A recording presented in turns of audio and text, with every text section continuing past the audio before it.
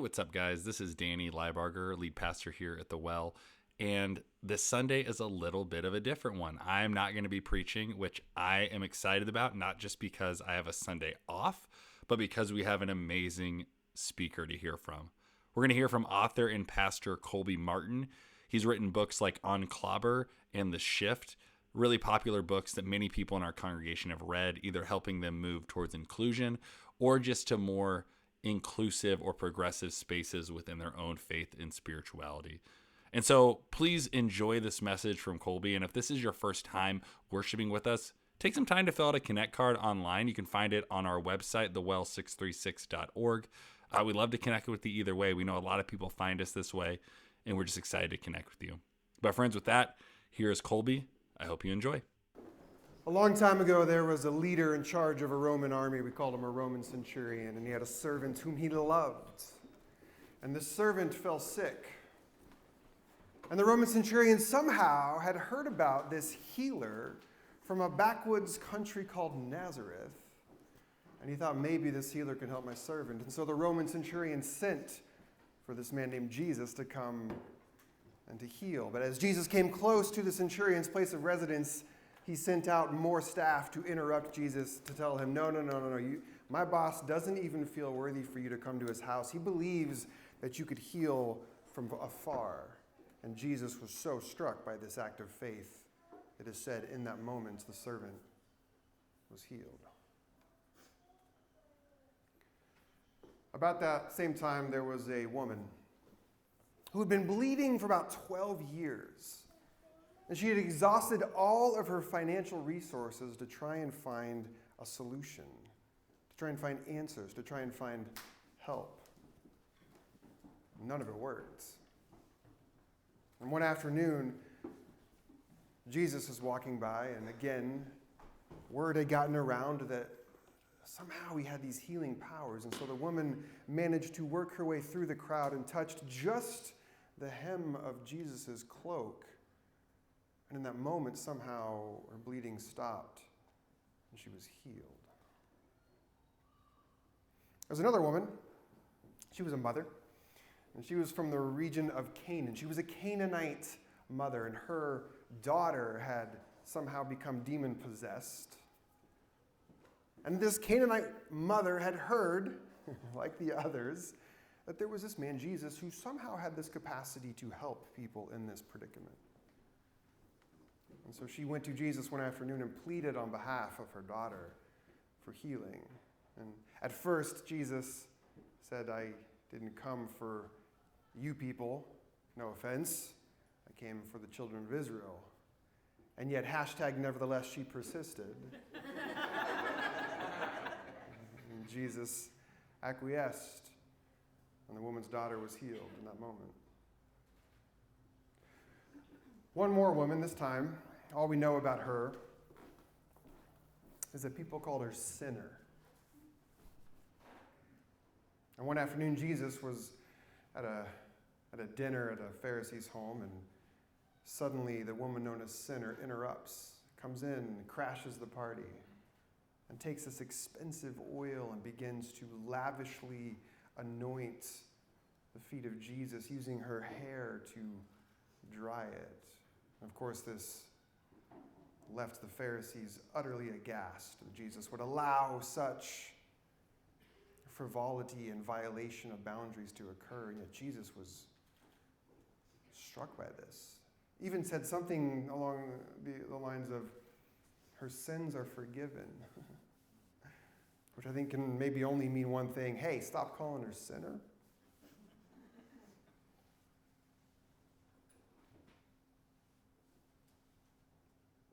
Hey, what's up? How you doing? Good morning, St. Louis, St.Charles, Weldon. I don't know what to call you. I don't know where we are. Missourians? Yes, okay, you're from St. So okay, great. The Wellians? I don't know. What's your demonym? The Wellites? The Welaskins? Anyway, I don't know. Hey, good morning. How are you? It's so good to be here with you. As Danny mentioned, my name is Colby. And first of all, thank you, Sadie, and thank you, Jared, and the rest of the team for leading us this morning. So great to have this space created where we can come and, I don't know, be in awe of the fact that we're not alone. How about that? How many? Yeah, that's worth applauding right there. Like, you're not alone. Okay, so anyway, why am I here? Great question. I am here because for a while now, some of your leaders have been cooking up this idea for me to fly across the country and to spend some time with you all. Yes. And it's finally happened. We're finally here. And I have something I would like to share with you, if that's okay. The last year or so of my life, and don't worry, I will be standing up and sitting down, so some of you in the back are like, we lost sight. But I do have a large torso, so hopefully even up here, you can see some of my eyeballs. Some of them? I only have two. For the last year or so, I've been traveling the country talking about some of the ideas that are written about in my second book. My second book is called The Shift, Surviving and Thriving After Moving from Conservative to Progressive Christianity. It's kind of my attempt to create a survival guide for those who have left or maybe been kicked out of their more conservative, evangelical kind of community, and they're on the path towards something they don't know what yet, but they know that they want to be connected to the tradition of Christianity, like that still matters to us, and yet we know it has to be more open, more inclusive, more, I use the term progressive, but don't let that term trip you up. Honestly, it's just my way of naming that the best is yet to come. Like, we are progressing somewhere, and that's a good thing. And so in this book, The Shift, it's a survival guide for that unique experience and journey and some of the ways that we can find obstacles. And Danny and I were talking about this morning, and you are in this series for the season of Lent called Disenchanted, where you're exploring sort of the intersection of faith and doubt. And I thought, oh, that's some of my favorite stuff to talk about. I love it. And so I hope this morning, to leave you with perhaps a new or an expanded way, is maybe a better way to put it, more expanded way to think about faith and doubt, and how these are maybe not competitors, but companions even. So this is my hope. This is my hope. And I've shared with you these 4 stories, and here's why I share with you these 4 stories, because a while ago I was thinking about these stories, and there's something unique. There's a thread that sort of connects these 4 different accounts that show up in kind of various gospel stories. There's something unique about all of them that I think bring them together in this really interesting way. And the point that brings them all together is that there is a connection in each of these stories. There's this moment where Jesus says something to the effect of, your faith has saved you. In each of these 4 stories, there's a kind of faith that happens, and then there is a kind of, I don't know, Jesus says has saved. And like, this is really interesting. What is going on in each of these 4 stories? What is the common thread? To the Roman military leader, Jesus says, I have not seen faith like this in all of Israel. And in that moment, the servant is healed. To the woman who had been bleeding for 12 years, Jesus says, your faith has saved you. Go in peace. To the Canaanite mother, Jesus says, wow, this faith is incredible. Your daughter is healed. And to the woman known as sinner, not only does Jesus say your sins are forgiven, but he says your faith has saved you.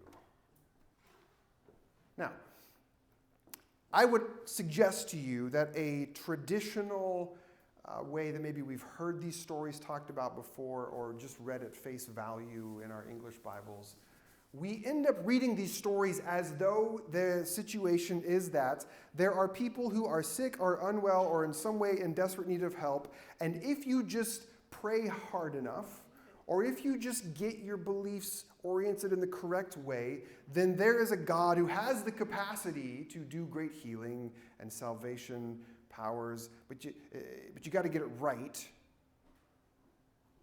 or do it hard enough. I don't know what the right calculus is there, but if you get all the ducks in a row, then congratulations, God has now rewarded you with healing. Some of you are nodding your heads like, yeah, that's kind of how I've heard those stories too, and I just got to tell you, I don't like that. It doesn't sit well with me. That there's a God who has the capacity to do these miraculous things, but now all the pressure's on us to get it right? Like, wow, that's a lot of pressure. And also, what does it say about God? Like, that God could do it, but God's like, but I need you to kind of get your stuff figured out first. I don't know. So I'm going to offer you maybe a different way to think of these stories. Because I've got 3 problems with that take on these stories. My first problem is this. As I said, the first problem is that so much pressure on us to get it right, or to do better, or to try harder. I don't think, y'all, that these are stories about people who finally got it right. I suggest to you that rather these are stories of individuals who actually have reached the end of their rope. Here's what I mean. The Roman centurion theoretically had the backing of the world's largest empire that we've ever been seen. He had this entire political system at his disposal, and he turns to this sort of backwater Jewish rabbi. And oftentimes, I wonder if we can find ourselves in these stories, by the way. Like, have you ever found yourself disillusioned or disenfranchised or fed up with or realized maybe the political system that I had put all my hope in isn't actually my answer? No? Not for you? Wow. I don't know. Missouri's nice. I don't know, man. So the woman who had been bleeding for 12 years. I see this story and I see someone who has exhausted all of her financial resources. She's at the end of her rope financially. All of her money's gone. And medically, she had invested all of it into science, into doctors. And that left her, again, with nothing but an empty bank account and still this condition.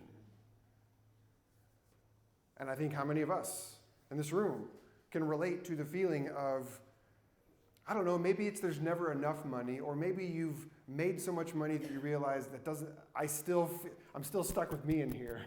Like all the money hasn't actually made a difference. Some of you are like, yeah, but I'd like to test that theory. I know. I'm with you. I too would like to test that theory, but I think we have enough data now that really shows. Or even science or the medical world. How many can relate to just this feeling of, man, I really thought that next doctor was going to solve it, or that medication was going to fix it. And just sometimes we hit the end of our rope in politics, sometimes in money and science. The Canaanite mother, she went to an entirely different religion for help with her daughter. Can you relate to feeling like you've poured everything into a particular religious system or way of thinking, only to find that somehow still left you empty and isn't actually like doing anything for you? Can you relate to that? You've gone to all the Bible studies, you've said all the prayers, you've memorized the verses, you've given your tithes and donations, and yet here you are still feeling, I don't know, empty. And then the woman known as Sinner, how did she get that name? Well, it's because her community had decided that's who you are. That's who you are. Any of us in this room know what it's like to have a community, a family, a society tell you this is who you are.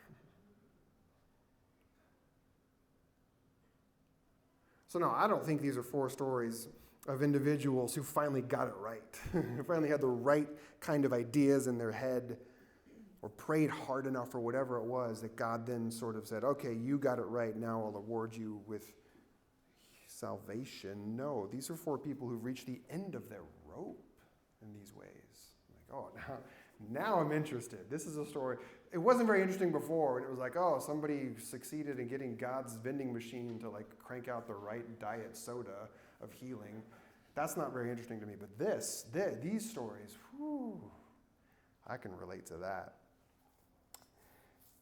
I think if our ultimate hope is in politics or money or science or religion or family or society, I think there's going to come a point, if there hasn't already, where we see that this is really not where the magic is found. Perhaps. And that brings me to my problem number 2 with sort of the traditional take on this. And that is, oftentimes these stories or stories like it are held up as some sort of evidence of the supremacy of Christianity. That Christianity is the best and right and only way, and so here's the example. Here's 4 people who, again, go back to this idea of they've got it all right. They converted to Christianity, and that's why Jesus said, "Your faith has saved you." Can I point out a couple things about this? First, in these moments when these 4 stories are happening, Christianity didn't exist yet. Like, you know this, right? Like, Christianity did not exist yet, okay? At this point, it was just a Jewish rabbi who was coming up with some ideas based on his own experiences with the divine, saying things like, "No, you've heard it said this, but I say to you." And people were like getting really excited about that, and he seemed to have this capacity to envelop people in this divine energy presence. I don't know how to describe it. Maybe describe it as all these stories described it. But anyway, so this is not about Christianity. It didn't exist yet. Christianity is built upon a death and a resurrection and a movement. Jesus hadn't died yet, right? So these aren't people becoming Christian, is my point. Write that down. No one in this story became a Christian. Take that off the table, okay? But also, my problem here with this idea that these stories illustrate like the supremacy of Christianity, what that ends up doing is when we hear Jesus say, "Your faith has saved you," what we're assuming happened is that Jesus is applauding them for getting their theology right. But need I go through the stories again? At what point in any of these 4 stories did anybody give some sort of dogmatic or doctrinal confession of faith? None of them. None of them said, like, "I believe that you are the Son of God, the second person, or is it third? I don't know. I don't forget how the Trinity's ordered. It doesn't matter. I believe that you are God in flesh and that eventually you're going to die and rise again." I don't know. Like, nobody made a statement of faith. This is not what's at stake here. These are not what the stories hinge upon. Jesus is not saying, "Oh, you got a belief correct." No, this is not what's happening here in these stories. So what do these people do? If not give a confession of faith, what do these people do? And I submit to you that when you read the details of these stories, you have 3 women who all are described as kneeling, as sort of prostrating themselves at the feet of Jesus. And then you have this Roman centurion who wouldn't even allow Jesus to come to his home. He sent people out because he's like, "I'm not even worthy to have you come close." And so there's a kind of humility happening in all of these stories. Now, when I say humility, some of us are conditioned in the Christian world to think, "Oh, that means we think that we are garbage," right? This is what humility is. "Oh, woe is me. I am just this terrible, horrible." No, this is not. I don't think that's what humility is. Humility is not looking at ourselves with the worst possible lenses. Ugh. Man, how many of you are parents? And if your kids were to like just talk about themselves as like, "Oh, I'm just the worst person ever," you'd be like, "Oh, sweet child, who told you that?" It's like God to Adam and Eve in the garden. "Who told you were naked? There's nothing wrong with you. There's nothing wrong with you. Don't cover up. Wait a minute. Who told you that?" Right? So this is not humility. Humility is not, "Oh, I'm worthless." Humility and humble and humiliate, they all have these root words that I think at the core of them, they go back to this idea that all of these individuals had reached the end of themselves as it relates to these different categories. And here's when you reach the end of yourself, when you reach the end of money, science, politics, religion, whatever it is, when you reach the end of all of that, you realize what you're left with is just you. When you are stripped away of all the things that we put onto our lives, all the things that we try and find meaning in, when you strip all that away, you realize, "Oh, all that's left is me." And I think this is what these individuals in these stories are doing. They are saying, "All I have is me, and I am giving it because I have nothing left to give, to offer. I'm out of money. I'm out of answers. I'm out of religious ideas. I have no community. I got nothing. I just got me. This is what I'm giving. This is what I'm giving. Humility, humble, humiliate. I mean, think about the humiliation of a Roman centurion going to some Jewish rabbi. Think about the humiliation of a woman who'd been bleeding. The story, if you read it, what happens is like once she touches Jesus' garment, like the whole scene, like record scratches and everything comes to a halt. And there's this moment of interaction there where the woman sort of reveals her entire life's shame to everybody, humiliating. Think about the Canaanite woman who is begging of Jesus, who is someone of a different religion, a different ethnicity, saying, please help my daughter. The humiliation of a woman who knows what her community thinks of her, coming and letting her hair down and washing Jesus' feet. The humility of saying, I've got nothing left but me, and I give it, and I give it, and I give it.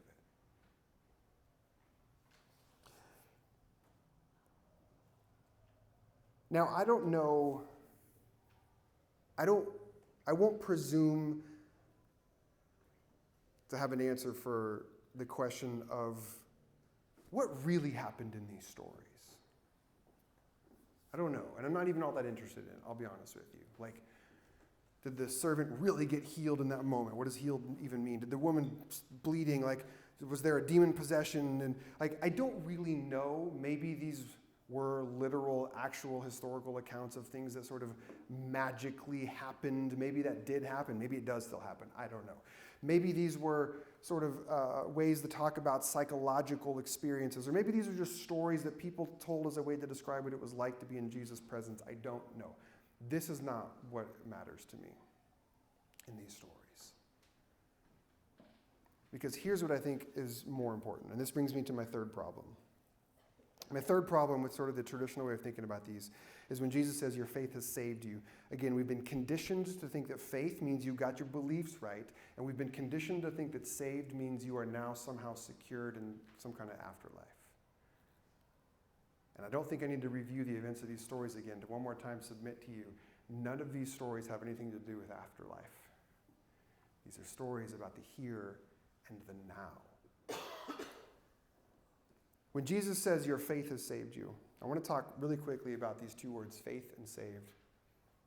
In the Greek, the word for faith is pistis, a great Greek word, pistis. And I suggest that if you were to do like a word study of pistis, and every time you find it, most of the times in the English Bibles, you're going to see it translated as faith, which I guess is fine. But the problem that I have with the English word faith is that it does have this connotation of belief.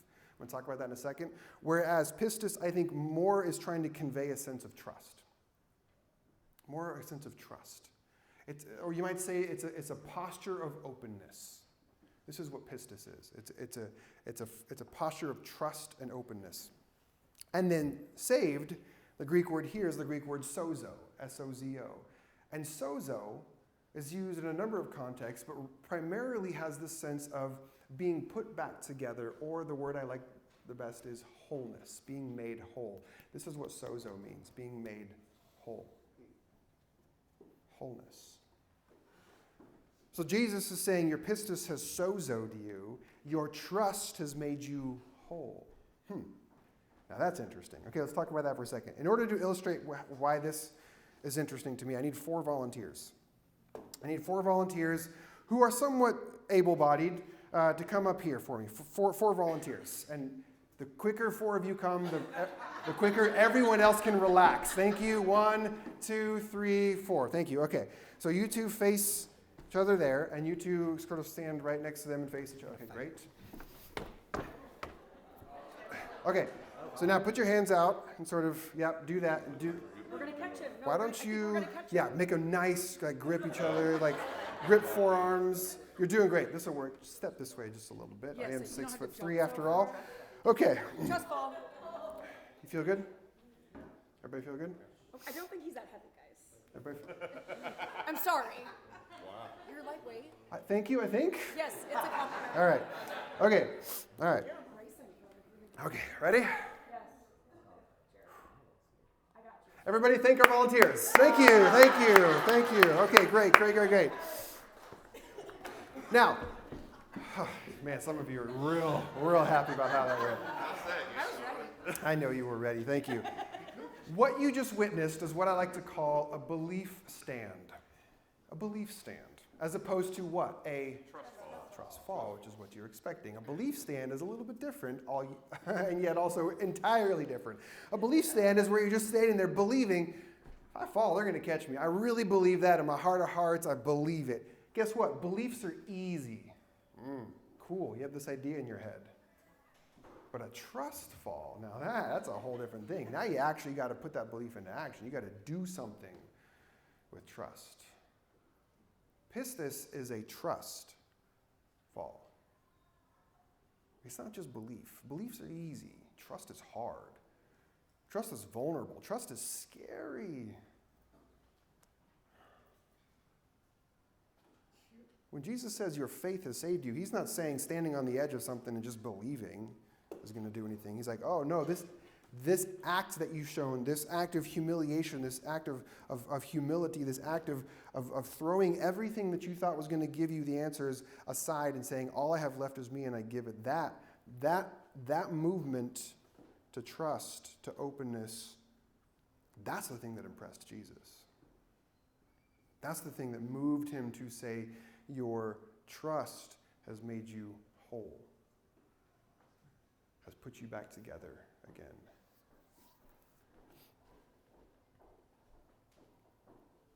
So I was thinking about all of this in context of your series, Disenchanted. And I think this is maybe where doubt starts to come in for me in this. Because beliefs, to say it again, are pretty simple. But Paul, while he's in prison, tells his friends to work out their sozo with fear and trembling. It's an odd verse, isn't it? Not really. Have you ever gotten super vulnerable and like expose your weaknesses to people? Fear and trembling. Yeah, it's terrifying. It's terrifying to finally admit, maybe this thing I've thrown my life after isn't actually going to fix me. That's terrifying. Vulnerability is hard. Standing from afar, being like, oh, I believe that if I were to fall, they'd catch me, so much easier. There's no risk there.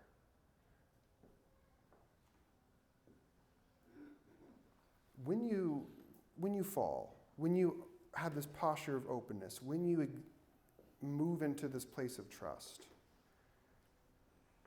it does not exist absent of a kind of doubt. It doesn't. Otherwise, I would say it's probably not trust there. There's a kind of certainty, which is why Anne Lamott says the opposite of faith is not doubt, it's certainty.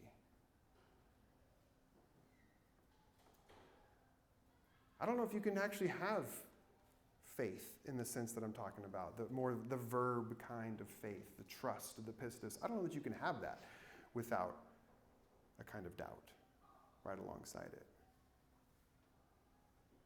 Almost as though they're intricately linked and connected. It's vulnerable to ask questions.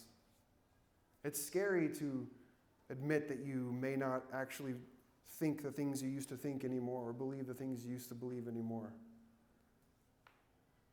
To admit it to yourself, to say it out loud, that's terrifying.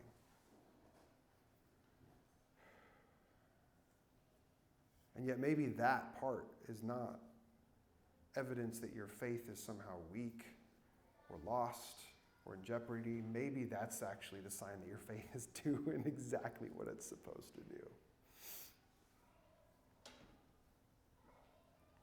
Jesus says your faith, your pistis, your trust has made you whole. And I think these stories teach us that the kind of trust that we see here, it begins at a place of great weakness and vulnerability. And so I'll often say it like this, the path to wholeness, it starts with weakness. The path to wholeness, it starts with weakness. In those moments in our life when we are faced with the frailty and the fragility of our own humanity because everything has been stripped away that we thought was going to shield us and protect us from the suffering and the pain and the sorrow, it actually can't. It's not designed to do it. Politics are not designed to save you. Family's not designed to save you. And when I say saved, I'm saying make you whole.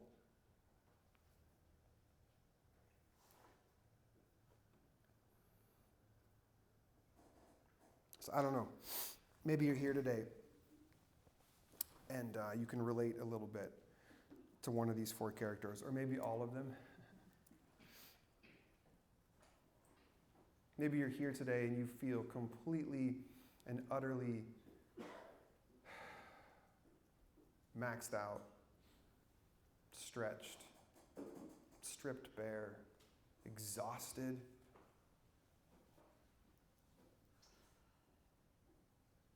Frustrated. You feel you're on the edge of cynicism and bitterness, which can taste so delicious in the moment, can't it? To just be like, forget it. Who cares? Nothing matters. Oh, it's so satisfying for a moment. Maybe you're here this morning just at the end of your rope. And I guess what I want you to know, for what it's worth, I know you don't know me. So take what I have with a grain of salt, or maybe a grain of mustard seed, because it doesn't take much. But if that's you this morning, you're just at the end of your rope, you might actually be in the perfect spot for the experience of salvation. You might actually be in the perfect place to find wholeness.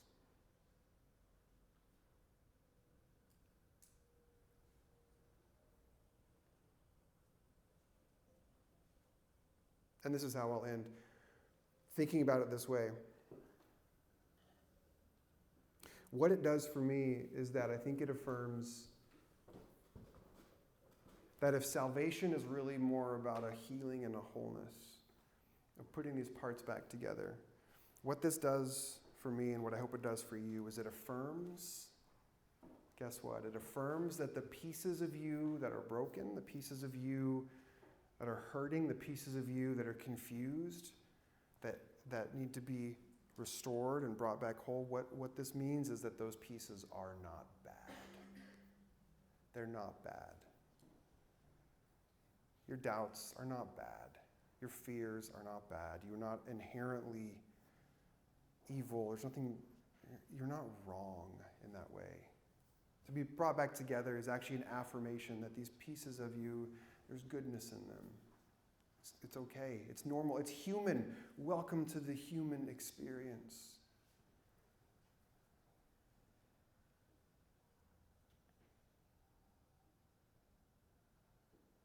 When we're ready, and again, this oftentimes just comes when the illusion of the way that these things can provide us protection and security and comfort and love, when the illusion of that gets stripped away and we find ourselves finally ready to just let that all go, we can lay it down in humility at the metaphorical feet of God and be left with just us. And we find out that it is good.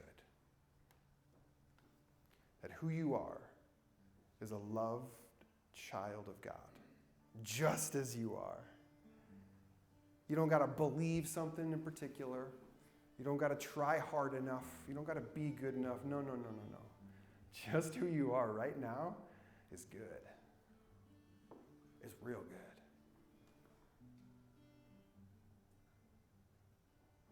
You remember that story of Jesus getting baptized? It was like the thing that kick-started his whole life's mission. And it was said that when his cousin John brought him up out of the water, it was said that there was this thing that happened. People couldn't really describe it. They tried to put language to it. Like, I don't know, it was like a dove coming from the sky. I don't know, it was crazy. And then we heard this voice. Did they hear it with their ears or their hearts? Yeah. It's kind of the same. What did the voice say? This is my son in whom I am well pleased. I don't think that's a story that was meant for just one person in history. I think that was to point to the universal truth that all of you, all of us, God says, the same word spoken over Jesus is the same word spoken over you. You are my daughter, and in you I am well pleased. You are my child, and in you I am well pleased. You are my son, and in you I am well pleased. You are my daughter, and in you I am well pleased. This is what is true. This is what is true. And sometimes we can't get to that realization until we have lost it all. Which I wouldn't wish on anybody, and I hope is true for everybody. Because it gets us to the point where now we can find our path to wholeness, where we learn and discover what true salvation is. It's the wholeness of coming back to ourselves, our true identity as loved children of God. So may you and may we discover that our wholeness is not a result of being perfect or never being broken, but our wholeness, our salvation, is rooted in the fact that every time we do experience a kind of brokenness, there is a God in whom we can trust that says, it doesn't matter. I loved you then, I love you now. And now that you know that, now we can party. Now we can party. My child has come home. Killed a fattened calf. It's time to throw a party because my child has come home. Can I pray for you?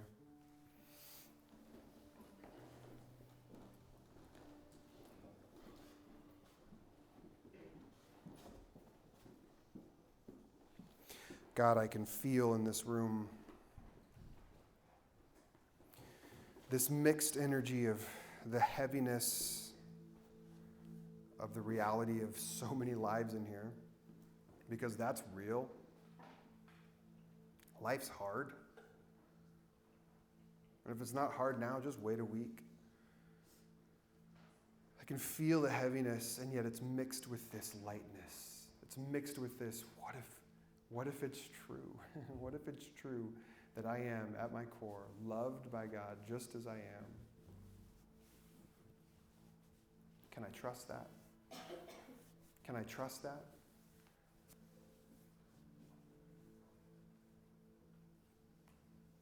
It's so hard to trust sometimes, but guess what? The pistis the size of a mustard seed will do. You don't need much. You don't need much. You don't have to believe hard enough or get it right enough. It's just this simple posture of openness, of saying, okay, I guess all I have is me. And that's enough because I am good and I am loved. And so God, may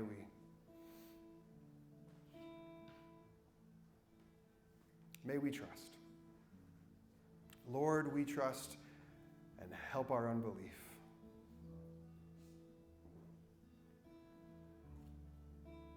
Thank you for loving me just as I am. Thank you for loving me just as I am. Because if it was dependent on my performance or my thoughts or my success or my bank account or my health or my wealth, I'm screwed. Thank you, God.